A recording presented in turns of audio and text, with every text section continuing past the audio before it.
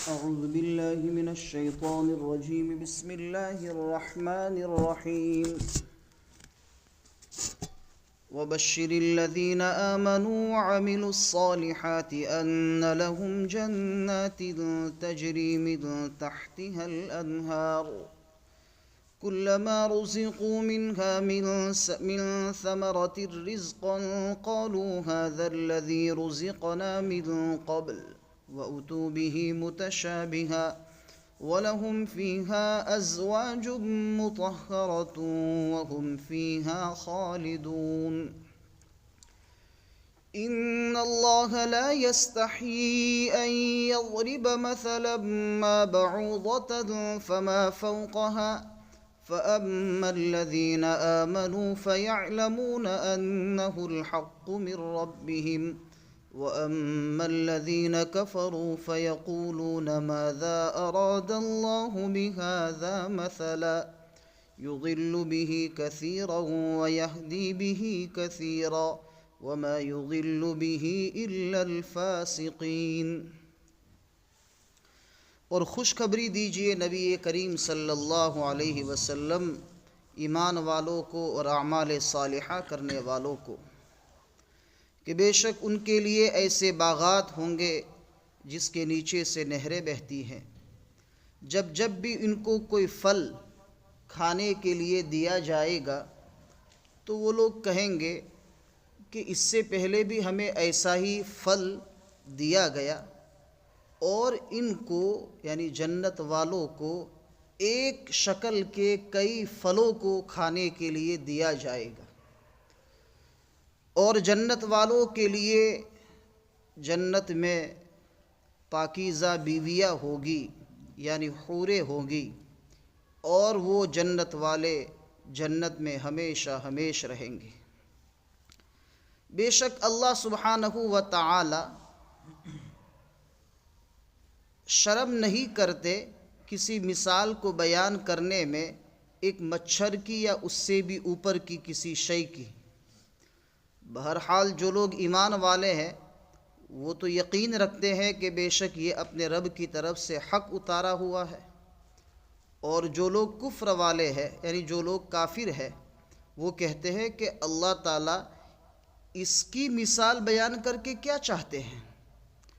اللہ فرماتے ہیں کہ ایسی مثال کو بیان کر کے اللہ تعالیٰ بہت سو کو گمراہ کرتے ہیں اور بہت سو کو ہدایت دیتے ہیں، اور ایسی مثالوں سے گمراہ نہیں کرتے ہیں مگر فاسق لوگوں کو۔ جو لوگ اللہ تعالیٰ کے عہد کو اس کو مضبوط کرنے کے بعد توڑ دیتے ہیں اور قطع کرتے ہیں وہ چیز جس کا اللہ نے حکم دیا ہے ملانے کا، اور زمین میں فساد مچاتے ہیں، تو وہ لوگ نقصان اٹھانے والے ہیں۔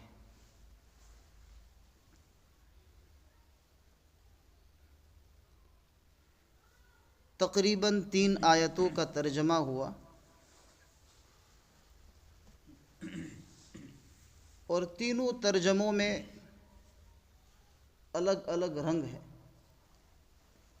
ایک میں جنت کی بشارت ہے، دوسرے میں اللہ رب العزت ایک مثال بیان کرتے ہیں مچھر کی، اور اس پر کافرین کا اعتراض ہے اور سوال ہے،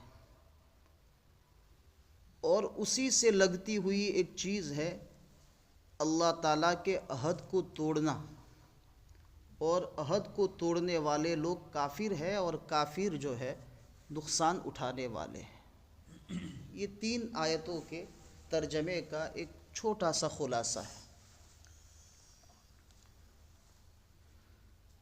سب سے پہلی چیز تو جنت والوں کو، ایمان والوں کو اور اعمال صالحہ کرنے والوں کو اللہ رب العزت نے جنت کی بشارت دی ہے، اور نبی کریم صلی اللہ علیہ وسلم کی مقدس زبان مبارک سے۔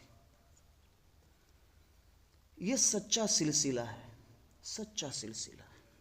اللہ سے جبرائیل علیہ السلام لیتے ہیں، اور جبرائیل علیہ السلام نبی کریم صلی اللہ علیہ وسلم تک پہنچاتے ہیں، اور نبی کریم صلی اللہ علیہ وسلم امت تک پہنچاتے ہیں۔ یہ بالکل سچا سلسلہ ہے، اس میں کوئی شک نہیں۔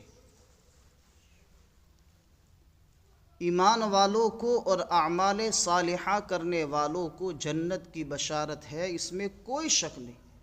جس نے معمولی سا بھی شک کیا وہ کافر ہے، اس میں کوئی شک کی گنجائش نہیں۔ بشارت کس کو کہتے ہیں؟ بشارت کہتے ہیں ایسی اطلاع اور ایسی خبر کہ جس کو سن کر سامنے والے کا چہرہ کھل اٹھے۔ مومنین کو اور اعمال صالحہ کرنے والوں کو جنت کی خوشخبری دی جائے تو ان کے چہرے کے اوپر تازگی اور ان کا چہرہ جو ہے اس سے کھل اٹھنا چاہیے۔ اگر کھل اٹھتا ہے اور چہرے پر تازگی اور خوشی کی لہریں دوڑنے لگتی ہیں تو سمجھو کہ آپ کو یہ خوشخبری مبارک ہو۔ تو اس کو کہتے ہیں بشارت۔ دنیا میں جیسے کہتے ہیں کہ آپ کے گھر ماشاءاللہ بچے کی ولادت ہوئی تو بچے کے باپ اور اس کے گھر کے جو افراد ہوتے ہیں ان کے چہروں کے اوپر ایک الگ سی خوشی نظر آتی ہے، چہرہ چمک اٹھتا ہے، تو یہ خوشخبری ہے۔ خوشخبری کی ایک دوسری تعریف یہ ہے کہ اچھی خبر پہلی مرتبہ جو دے وہ خوشخبری ہے۔ پھر دوسرے نے بھی کہا کہ آپ کے گھر بچے کی پیدائش ہوئی ہے، وہ خوشخبری نہیں ہے، وہ خبر ہے۔ وہ خوشخبری نہیں ہے، وہ کیا ہے؟ خبر ہے۔ اس کی دلیل یہ ہے کہ نبی کریم صلی اللہ علیہ وسلم نے مدینۃ المنورہ میں صحابہ کو جمع فرمایا، کہا کہ لوگوں کو نماز کے وقت پر مسجد میں لانے کے لیے کیا کرنا چاہیے؟ اس سے پہلے اذان تو اس امت کے لیے اللہ تعالیٰ نے دی ہے۔ اس امت سے پہلے والی امتوں کو یہ اذان نماز کے لیے نہیں دی گئی تھی، بلکہ مدنی زمانے میں اللہ کی طرف سے نبی کریم صلی اللہ علیہ وسلم کو خواب کے ذریعے سے، دوسرے صحابہ کے خواب کے ذریعے سے یہ بشارت پہنچائی گئی، اور پھر آپ نے مشورے سے اذان کو جو ہے شروع کیا۔ تو کسی نے کہا کہ ڈھول بجایا جائے تاکہ اس کی آواز سن کر لوگ مسجد کی طرف آ جائیں۔ کسی نے کہا کہ آگ روشن کی جائے۔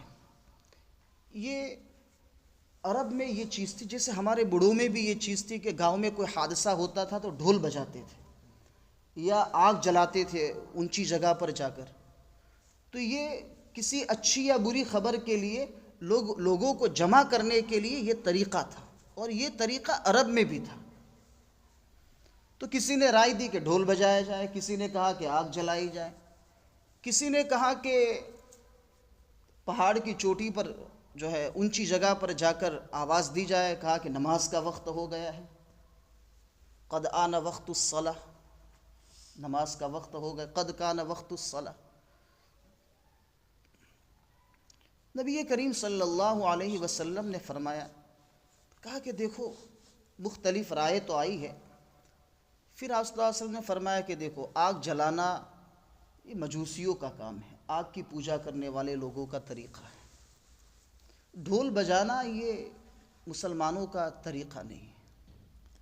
اس لیے سوچو اگر کوئی اچھی رائے اگر آپ کے دماغ میں آتی ہے تو۔ پھر دوسرے روز ایک صحابی آئے، حضرت عبداللہ ابن زید ابن عبد ربہ رضی اللہ تعالیٰ عنہ۔ کہا یا رسول اللہ، میں نے خواب میں جو ہے یہ کلمات، ایک شخص جو ہے خواب میں مجھے دکھایا گیا کہ ایک شخص اس طریقے کے کلمات بولتا ہے، یعنی اذان کے کلمات، اللہ اکبر اللہ اکبر۔ تو کیوں یہ اذان یعنی اس کو جو ہے نماز کے لیے بلانے کے طور پر ان کلمات کو کہا جائے تاکہ ان کلمات کو سن کر سب لوگ مسجد میں نماز کے لیے آ جائے؟ تو کہا کہ بہت اچھی بات ہے، ماشاءاللہ بڑے اچھے کلمات ہیں جس میں اللہ کی کبریائی ہے اور ایمان کی شہادت ہے، نماز کی طرف بلانا اور کامیابی کی گواہی ہے اس میں۔ پھر تھوڑی دیر کے بعد حضرت فاروق اعظم رضی اللہ تعالیٰ عنہ بھی تشریف لائے. ایک ہی وقت میں، ایک ہی رات میں 14 صحابہ نے یہ کلمات خواب میں دیکھے، سنے. 14 صحابہ نے. اور سب سے پہلے جو نبی کریم صلی اللہ علیہ وسلم کو ان کلمات کو خواب میں سننے کی اطلاع دی وہ عبداللہ ابن زید ابن عبد ربہ رضی اللہ تعالیٰ عنہ تھے. فاروق اعظم رضی اللہ تعالیٰ عنہ کو جب پتہ چلا کہ اس شخص نے یہ کلمات، راستے میں ملاقات ہوئی، کہا کہ یہ کلمات میں نے خواب میں دیکھے تھے اور میں نے نبی کریم صلی اللہ علیہ وسلم کو بتایا، تو فاروق اعظم نے ان کی گردن پر چادر ڈالی اور گھسیٹتے ہوئے نبی کریم صلی اللہ علیہ وسلم کے پاس لے کے آئے. کہا یا رسول اللہ، یہ تو میں نے بھی دیکھے، یہ تو میں نے بھی کلمات سنے ہیں. تو نبی کریم صلی اللہ علیہ وسلم نے فرمایا عمر اس کو چھوڑ دو، اس نے مجھے خوشخبری دی، آپ نے مجھے خبر دی. اچھی چیز کی جو خبر پہلی مرتبہ دی جاتی ہے وہ خوشخبری ہوتی ہے، اور پھر وہی چیز دوسری مرتبہ کوئی سناتا ہے تو یہ خبر ہے، یہ خوشخبری یہ پہلی مرتبہ ہوتی ہے. تو قرآن کریم جو ہے ہمیں خوشخبری دے رہا ہے. نبی کریم صلی اللہ علیہ وسلم کی مبارک زبان، اللہ رب العزت کا کلام، جبرائیل کا واسطہ، یعنی ایسی خوشخبری ہے کہ جس کی خوشخبری ہونے میں کوئی شک نہیں ہے. ایمان والوں کو اور اعمال صالحہ کرنے والوں کو جنت کی خوشخبری دے دو. جنت کی خوشخبری ایمان والوں کو اور اعمال صالحہ کرنے والوں. ایمان ایک اللہ کی گواہی، نبی کریم صلی اللہ علیہ وسلم اور تمام انبیاء کی رسالت کو دل سے ماننا، جس کو ہم ایمان مفصل میں کتب سماویہ، آسمانی کتابیں، تقدیر وغیرہ، ان تمام چیزوں کو دل سے ماننا، یہ ایمان ہے. اور ایمان کے تقاضوں پر چلنا یہ اعمال صالحہ ہے. اور یہ دونوں چیزیں جب ملے گی تو پھر اللہ تعالیٰ آپ کو جنت کی خوشخبری دیتے ہیں. اسی مجلس میں ہم نیت کریں انشاءاللہ کہ اللہ تعالیٰ ہمیں ایمان کے ساتھ ہمیشہ وابستہ رکھے اور اس کے تقاضوں پر چلائے. ضروری ہے، ورنہ ایک جملہ پڑھا ابھی مطالعے میں، علامہ قرطبی رحمۃ اللہ علیہ اور علامہ آلوسی بغدادی رحمۃ اللہ علیہ، بہت چوٹی کے مفسر ہیں. ایک کی تفسیر کا نام ہے، علامہ آلوسی کی تفسیر کا نام ہے روح المعانی، اور علامہ قرطبی رحمۃ اللہ علیہ کی تفسیر کا نام ہے الجامع لاحکام القرآن. اس میں لکھا ہے کہ صرف اگر ایمان ہے، اعمال صالحہ اگر آپ کی زندگی میں نہیں ہے، تو اول وہلے میں جنت میں داخل ہونے کی بظاہر کوئی شکل نہیں ہے.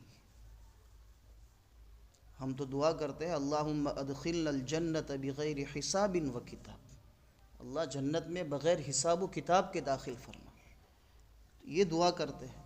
لیکن اگر اعمال صالحہ نہیں ہے تو پھر جنت کے اندر اول وہلے میں داخل ہونے کی بظاہر کوئی شکل نہیں. پھر اللہ کی رحمت اگر کسی کو ڈھانپ لے اور کسی کو جنت میں داخل کر دے تو وہ اس کی مرضی ہے، ورنہ قانون تو یہ ہے کہ اس طریقے سے اول وہلے میں داخل نہیں ہو سکتا. اس لیے ایمان کے ساتھ اعمال صالحہ ضروری ہے.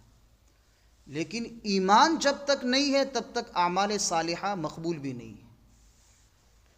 دنیا میں بہت سارے کافر اور مشرک ہیں، بہت اچھے کام کرتے ہیں، پیسے ڈونیٹ کرتے ہیں، بڑی بڑی اسکولیں بناتے ہیں، پرب بناتے ہیں، لیکن ان اعمال کی ان کو کل قیامت کے دن کوئی جنت میں کوئی بدلہ نہیں دیا جائے گا، دنیا ہی میں ان کو بدلہ دے دیا جائے گا، اور یا تو پھر ان کی نسلوں میں اس کی برکتیں اور مال وغیرہ دے دیا جائے گا. آخرت میں ان کے لیے کوئی حصہ نہیں. اس لیے کہ آخرت میں اچھا بدلہ پانے کے لیے سب سے پہلی چیز شرط ہے ایمان. اور ایمان لانا آسان ہے، ایمان کو اخیر موت تک بچا کر رکھنا یہ بڑا مشکل ہے. اور اللہ رب العزت نے ہمیں ایمان دیا ہے، یہ اللہ تبارک و تعالیٰ کا بے انتہا احسان و کرم ہے. ورنہ پتہ نہیں جس وقت ہم پیدا ہوئے اس وقت دنیا میں ہزاروں انسان پیدا ہوئے تھے، کتنے کافر کتنے مشرک ہو گئے، لیکن اللہ نے ہمیں مسلمان بنایا. کتنی مخلوق، مچھر، کیڑے مکوڑے کتنے پیدا ہوئے ہوں گے جس دن ہم پیدا ہوئے. اللہ نے ہمیں اشرف المخلوقات بنایا اور اس میں بھی مسلمان بنایا. تو ایمان کی ہر وقت اللہ تعالیٰ سے جو ہے اس کے اوپر شکریہ ادا کرنا چاہیے، اور اس کی باقی رکھنے کے لیے ہمیں جو ہے اس کی محنت کرنی چاہیے. بہت سارے لوگ ایسے ہیں کہ ایسا لگتا ہے کہ وہ ایمان لے آئیں گے اور ان کی زندگی بہت اعلیٰ ہو جائے گی، بہت اچھی ہو جائے گی، لیکن دنیا کی لالچ نے اور مال و متاع کی حرص اور ہوس نے ان کو ایمان سے بہکا دیا. کتاب میں ایک واقعہ لکھا ہے، عجیب واقعہ ہے. نبی کریم صلی اللہ علیہ وسلم کے زمانے میں ایک بہت بڑا شاعر تھا، اس کا نام تھا اعشا شاعر. وہ مقام نجد میں رہتا تھا. عرب کے جو حصے، جو علاقے اونچائی پر ہے اس کو تہامہ کہتے ہیں، اور جو حصے نچلے ہیں اس کو نجد کہتے ہیں. تو یہ ریاض وغیرہ کا جو حصہ ہے سعودیہ میں، وہ سب مقام نجد ہے، اور جدہ، مکہ، مدینہ، یہ جو اونچائی کے حصے ہیں یہ سب کے سب مقام تہامہ ہے. یہ عربی کی وضاحت ہے. تو نجد میں رہتے تھے یہ جناب شاعر جس کا نام تھا اعشا. اب اس کے اشعار بڑے مشہور تھے. اس زمانے میں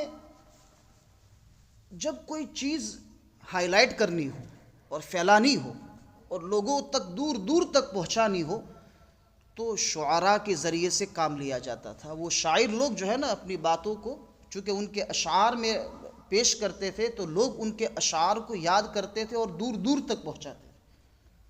جیسے آج کے دور میں کوئی بھی بات ہائی لائٹ کرنی ہو تو واٹس ایپ کے ذریعے سے، ٹویٹر کے ذریعے سے، فیس بک کے ذریعے سے، میڈیا کے ذریعے سے. تو اس زمانے کا جو میڈیا تھا وہ میڈیا تھا اشعار، شعراء.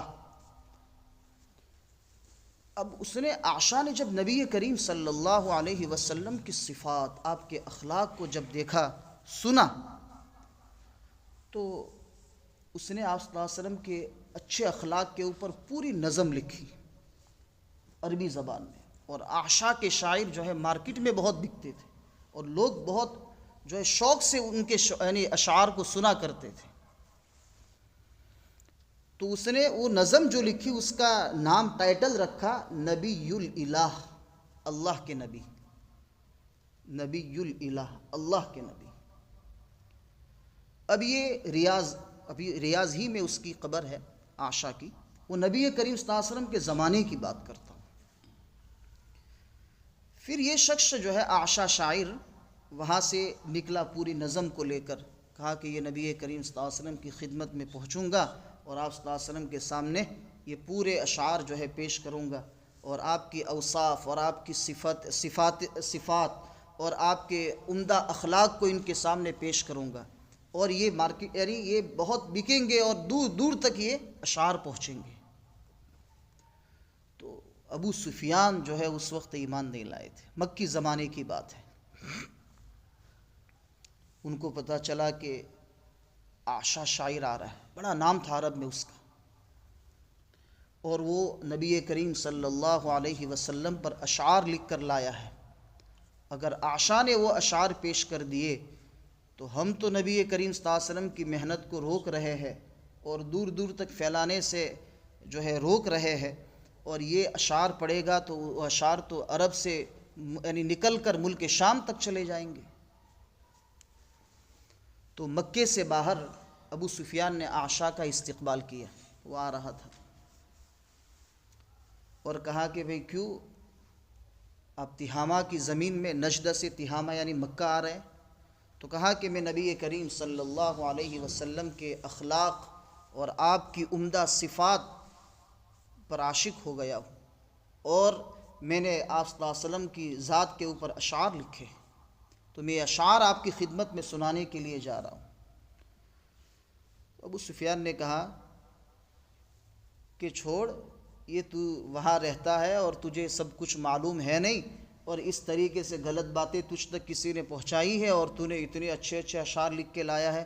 ایک کام کر، تجھے اب مکہ نہیں جانا اور وہاں سنانے کے لیے نہیں جانا، یہ 100 اونٹ رکھ اور لے کے واپس نجد چلا جا۔ اب اس نے دیکھا کہ اب وہاں جاؤں اور اشعار سناؤں اور میرے اشعار کے اتنے سارے جو ہے کوئی پیسے وغیرہ آئیں گے کہ نہیں، اور میرے جو ہے ان اشعار سے کوئی فائدہ ہوگا کہ نہیں۔ ان نقد فائدہ میرے کو جو 100 اونٹ، یعنی بہت بڑی قیمت ہے، بہت بڑی قیمت، یہ ایک انسان کی دیت ہے۔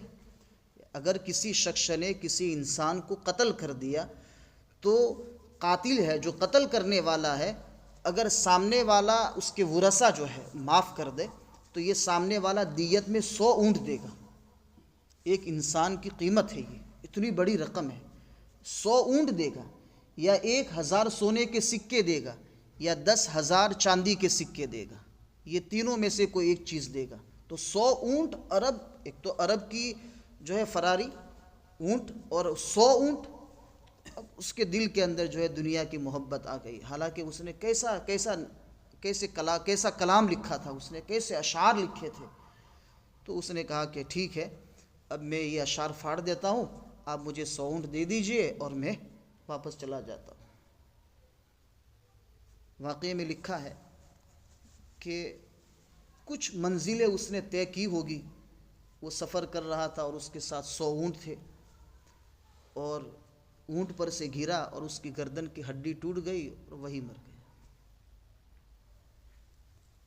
دنیا کے لیے اس نے کیسا ایمان کی کیسی مبارک مجلس میں جا رہا تھا اور کتنا اچھا کام کیا تھا، لیکن اب وہ ایمان نہ لا سکا اور کس حال میں موت آئی۔ علامہ ابرار الحق صاحب دھلیوی رحمۃ اللہ علیہ نے ایک عجیب بات لکھی ہے فرعون کے بارے میں، یعنی ایمان کتنی بڑی نعمت ہے، اس کو سمجھنے کی ضرورت ہے۔ فرعون کے بارے میں لکھا ہے کہ وہ یہ دعویٰ تو کرتا تھا کہ میں تمہارا سب سے بڑا رب ہوں، لوگوں کو یہ کہتا تھا، لیکن رات کی تنہائی میں پہاڑ پر جا کر ایک اللہ کی عبادت کرتا تھا اور اللہ سے دعا بھی کرتا تھا۔ کہا کہ اللہ تو جانتا ہے کہ میں غلط خدا ہوں، لیکن لوگوں کی مجھ سے امیدیں لگی ہوئی ہیں، لوگ مجھے اللہ سمجھتے ہیں، تو لوگ جو مجھ سے درخواست کرے تو اس کو پورا کر دینا تاکہ لوگ مجھے اللہ سمجھیں۔ وہ نشہ تھا حکومت کا، تو اللہ سے یہ کہہ رہا ہے کہ اللہ تو لوگوں کی جو درخواستیں اور چاہتے ہیں جو مجھ سے کرتے ہیں اللہ سمجھ کر مجھے، تو ان کی درخواستیں تو پوری کر دے، اور تاکہ لوگ مجھے اللہ مانیں۔ تو ایک وقت یہ پہاڑ پر بیٹھا بیٹھا اس طریقے سے دعا کر رہا تھا، اللہ تعالیٰ نے جبرائیل علیہ السلام کو بھیجا قلم اور کاغذ لے کر۔ کہا کہ بادشاہ جناب، آپ رات کی تنہائی میں یہاں پہاڑ کی چوٹی پر؟ تو کہا کہ بس اللہ تعالیٰ کو منانے کے لیے۔ کہا کہ اچھا آپ تو بادشاہ ہیں؟ تو کہا کہ جی بادشاہ ہے۔ کہا کہ آپ بادشاہ ہیں اور آپ کے ماتحت میں جو لوگ ہیں، اگر کوئی آپ کی نافرمانی کرے تو آپ اس کو کیا سزا دیتے ہیں، اور آپ کیا سزا دیں گے اگر کوئی نافرمانی کرے؟ تو کہا کہ میں اس کو غرق کر دوں گا، بادشاہ کی اور جو ہے ملک کی اور شاہ کی اگر مخالفت کرتا ہے اگر کوئی شخص، تو ہم اس کو غرق کر دیں گے اور سمندر میں اس کو ڈال دیں گے۔ تو جبرائیل علیہ السلام نے کہا کہ بھئی ذرا سگنیچر کر دیں گے آپ کے اس فیصلے کے اوپر؟ تو کہا کہ جی سگنیچر کر دیتے ہیں۔ پھر جب یہ غرق ہو رہے تھے، جس وقت یہ غرق ہو رہے تھے، تو اس وقت انہوں نے کہا آمنت برب ہارون و موسیٰ، موسیٰ اور ہارون علیہ السلام کے رب پر میں ایمان لایا۔ جبرائیل نے وہ بتایا، کہا کاغذ کا دیکھو آپ نے کیا لکھا ہے؟ کہا کہ ہاں بالکل میں نے میری دستخط ہے، یہ میں نے لکھا ہے کہ اگر کوئی شخص جو ہے اپنے بادشاہ کی مخالفت کرے اور اس کے حکم کی خلاف ورزی کرے تو اس کو غرق کر دیا جائے۔ تو کہا کہ تم بھی تو ایک اللہ کے بندے ہو، تو وہ اللہ تمہارا بادشاہ اور تمہارا مالک ہے، تم نے تو زندگی بھر جو ہے اس کی مخالفت کی، اب وہ اللہ کا بھی یہی فیصلہ ہے جو تمہارا فیصلہ ہے، جس پر تمہاری دستخط ہے، اور یوں کر کے ڈبو دیا اس کو۔ تو جبرائیل علیہ الصلاۃ والسلام نے اس کو حالانکہ وہ جانتا تھا کہ میرا جو ہے یہ دعویٰ بالکل غلط ہے، میں رب ہونے کا جو دعویٰ کرتا ہوں وہ غلط ہے، وہ ایک اللہ کو جانتا تھا، سمجھتا تھا، اور اللہ رب العزت نے اس کو عجیب و غریب طاقت اور عجیب و غریب صحت عطا فرمائی تھی۔ بعض علامہ راضی رحمۃ اللہ علیہ نے کسی جگہ پر لکھا ہے کہ اس کو 600 سال کی اللہ تعالیٰ نے عمر دی تھی، اور 600 سال کی عمر میں کبھی سر میں بھی درد نہیں ہوا، بخار بھی نہیں آیا اور کبھی سر میں بھی درد نہیں ہوا۔ تو صحت کے ملنے پر اللہ تعالیٰ کا شکریہ ادا کرتا اور اللہ کا فرما بردار بندہ بن کر رہتا، لیکن دنیا کی حکومت کے نشے نے اس کو اللہ سے غافل کر دیا اور اپنے آپ کو وہ رب ظاہر کرنے لگا۔ اللہ نے فرمایا تم رب ہو، آ جاؤ پھر بتاتے ہیں۔ آج اللہ تعالیٰ نے اس کی لاش کو جو ہے دنیا والوں کے لیے عبرت کا نشان بنا دیا۔ تو ایمان کے بہت سارے ایسے مواقع ہوتے ہیں لوگ یعنی بے ایمانوں کے لیے، لیکن وہ اللہ تعالیٰ کیا حکمت ہوتی ہے کہ ان کو ایمان سے محروم کر دیتے ہیں۔ ابھی ایک ہفتہ پہلے مدرسے میں ایک نو مسلم تھے، عمر بھائی تھے، وہ میاں بیوی دونوں ایمان لے آئے، تو مدرسے میں آئے تھے، ان کی دعوت بھی کی۔ وہ ایک مدرسے میں عربی اول پڑھ رہے، ان کی عمر 50 سال ہے اور مدرسے میں عربی اول پڑھ رہے۔ تو میں نے ان سے پوچھا کہ عمر بھائی، اسلام لانے کے بعد آپ کیسا محسوس کر رہے ہیں؟ تو انہوں نے کہا کہ اسلام لانے کے بعد ایسا محسوس ہو رہا ہے کہ جہنم سے نکل کر جنت میں آ گئے۔ یہی جملے ان کے، جہنم سے نکل کر جنت میں آ گئے۔ اور پھر اس کے بعد میں نے ان سے پوچھا کہ آپ ہمیں کیا پیغام دیں گے آپ؟ تو انہوں نے ایک بات یہ کہا کہ جو لوگ پیدائشی مسلمان ہیں، پیدائشی مومن ہیں، وہ لوگ اپنے ایمان کی قدر نہیں کرتے، اور آج کل جو پیدائشی مومن ہے وہ زیادہ ایمان سے مرتد ہو رہے ہیں اور کفر اور شرک میں جا رہے ہیں۔ اس لیے ایمان کی بچانے کی محنت بہت ضروری ہے۔ پھر اس کے بعد انہوں نے کہا کہ مولانا دیکھو، آپ لوگ بلکہ اب تو ہم سب لوگ مار کھا کر بھی جو ہے حقیقی ایمان کی طرف آئیں گے۔ ابھی امت مسلمہ کو سمجھ میں نہیں آتا، اور اپنے جو ہے اللہ تعالیٰ نے اتنی بڑی نعمت ایمان کی اس کو دی ہے، اس کے باوجود وہ ایمان کے تقاضوں پر نہیں چلتا، وہ مجبوراً اس کو جب مار کھائے گا تب جا کے پھر وہ اصل ایمان پر آئے گا۔ اور پھر اس کے بعد انہوں نے کہا کہ جب سے میں ایمان لایا ہوں، میرے دل میں سب سے زیادہ عظمت نماز کی ہے۔ ہم لوگ بیٹھے ہوئے تھے عشاء کی نماز سے پہلے، تو گھڑی میں بار بار دیکھ رہے تھے، اور جیسے ہی 5 منٹ باقی تھی کہا کہ اب مجلس ختم کر دو، نماز کا وقت ہو گیا۔ اور کہا کہ یہ پھر میں نے ان سے کہا بھی، میں نے کہا یہ آپ بار بار گھڑی دیکھ رہے تھے؟ کہا کہ اللہ نے کیسا سکون کا ذریعہ نماز، ایک تو سکون ہمیں ملے اور اللہ تعالیٰ اس کے اوپر ہمیں اتنا سارا اجر اور بدلہ دے۔ تو یہ اللہ تعالیٰ کی کتنے انعامات ہیں ایک ایمان پر، تو ہمیں چاہیے کہ ایمان کی بہت قدر کرے، اس لیے کہ وراثت میں اور پیدائش کے یعنی ساتھ ہی ہمیں یہ ایمان مل گیا ہے، اس لیے ہمارے دل میں جو ہے اس ایمان کی قدر نہیں ہے۔ اللہ تعالیٰ صحیح معنوں میں ہمیں ایمان کی قدر کرنے کی توفیق عطا فرمائے۔ میں تو بہت سارا پڑھ لیا تھا اور یہ سوچا تھا کہ ہو جائے گا۔ تو ایمان کے ساتھ ساتھ اعمال صالحہ بھی ضروری ہے۔ اعمال صالحہ جو ہے یہ ایمان کو مضبوط بناتے ہیں، اور اعمال صالحہ میں سب سے اہم چیز جو ہے اللہ کا ڈر۔ آج کل انسان سب کے درمیان میں بیٹھا ہوا ہوتا ہے تو انسان کوئی گناہ نہیں کرتا، لیکن جیسے ہی تنہائی میں جاتا ہے تو پھر موبائل کھول کر پھر وہ پتہ نہیں کس وادی میں گھومتا ہے۔ اللہ حفاظت فرمائے۔ اس لیے علماء نے لکھا ہے کہ اپنی تنہائیوں کو پاک رکھو۔ قرآن کریم میں اللہ تعالیٰ نے 5ویں پارے میں فرمایا یستخفون من الناس ولا یستخفون من اللہ۔ یہ لوگ جو ہے نا لوگوں سے چھپتے ہیں، اللہ سے نہیں چھپتے۔ بھئی تنہائی میں تم ہو تو لوگوں سے چھپے ہوئے ہو، اللہ سے کہاں چھپے ہوئے ہو؟ اذ یبیتون ما لا یرضی من القول، تم رات کے جتنی ہی اندھیری میں ہو اللہ تو آپ کو دیکھ رہا ہے۔ ان اللہ یسمع دبیب النملۃ السوداء علی الصخرۃ الصماء فی اللیلۃ الظلماء، تاریک اور اندھیری رات میں کالی چٹان پر کالی چونٹی بھی چلے تو اس کی آہٹ اللہ سنتا ہے، تو پھر تمہیں نہیں دیکھے گا۔